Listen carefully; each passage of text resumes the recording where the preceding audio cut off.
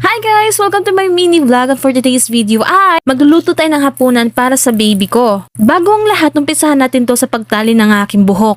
Habang busy si Russell sa panonood ng Miss Rachel, susulitin ko na yung oras para makakilos para makagawa ng mga gawaing bahay at makaluto ng pagkain niya. Lulutuan ko nga lang po siya ng laswa, yung sinabawang gulay, para healthy yung nakakain ng ating mga baby, and then tipid na din po siya. Uumpisan po natin sa paghahanda ng ingredients. Inuna ko nga lang po dyan yung kalabasa. Pag pagkain po ni baby ang hinahanda, binabagatan ko po talaga yung kalabasa. Pero pag para naman po sa amin lang, ay hindi ko na po tinatanggalan kasi nakakain naman po siya. Naramihan ko nga po yung paggawa dito. Kaya yung sobra, idadagdag ko na lang sa hapunan namin mamaya. Kalahati nga lang po dito yung sayote na nalagay ko para hindi po tumamis yung sabaw. Paalala lang po para sa katulad kong mga nanay. Kahit gaano man po tayo ka-busy, dapat po ay nababantayan pa rin po natin ang ating mga anak. Balik po tayo sa paghahanda, sinamahan ko din po pala siya ng patatas kasi po may natira pa po kasing isa. Baka masayang pag hindi po natin